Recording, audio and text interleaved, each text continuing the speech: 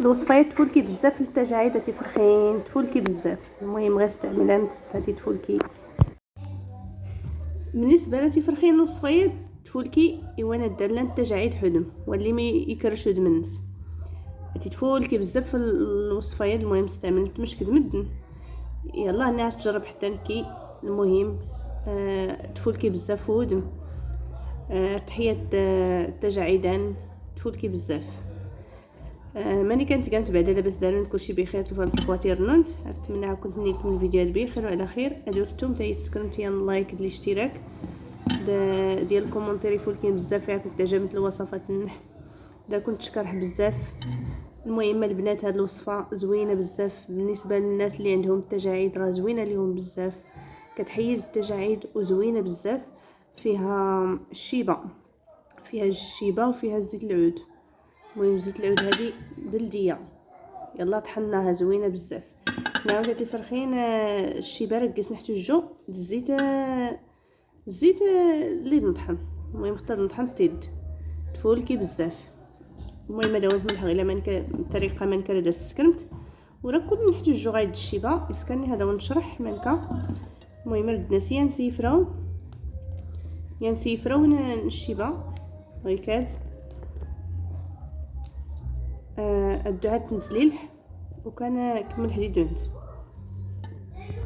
بالنسبه للبنات المهم نحتاج غير شويه ديال الشيبه ماشي بزاف ونغسلها ونوريكم كيفاش ديروا ليها.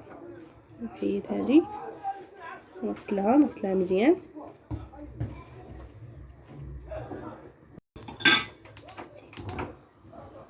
المهم تفرخين هاد التسليل حتى تستخدم البوطه ديال 60 حريت يا كثرت استخدمت حمام مريم تسكرمت است. المهم كيسكريها التربيه باش جابت مثل الوصفايه ما درت 60 دقيقه غير سكري الشوكولاته هلا تنسفتي. قلت لكم البنات هتهزوها وتنقصوا عليها البوطه بالمهل وديروها في سميتو. المهم ديروا ليها بحال هكا البنات تخليوها غير تسمعوها كتكشكش صافي وطفوا عليها. من احسن ديروها نتوما في حمام مريم صافي وتخليوها. المهم تفرخين هاد التيغيلات دي حتينا اللي دكات ترغى شويه تكشي شويه الزيت صافي هي حتى دقيت.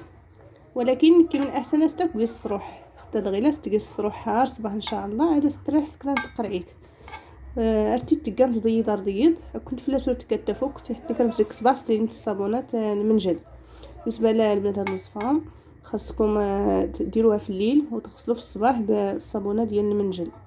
المهم هكا دايره الوصفه ديالي كنتمنى تعجبكم. المهم انا نخليها حتى الصباح ان شاء الله نديرها في شي قريعه تطلق ليا مزيان ونبقى ندهن بها وجهي كل ليله. المهم راه مزيانه للتجاعيد هاد الوصفه مزيانه بزاف وكنتمنى تعجبكم وما تنساونيش بدي لايك والاشتراك في القناه وكنشكركم بزاف. يلا بسلامه عليكم تاتي فرخين تهلا متحقوا يا النونت.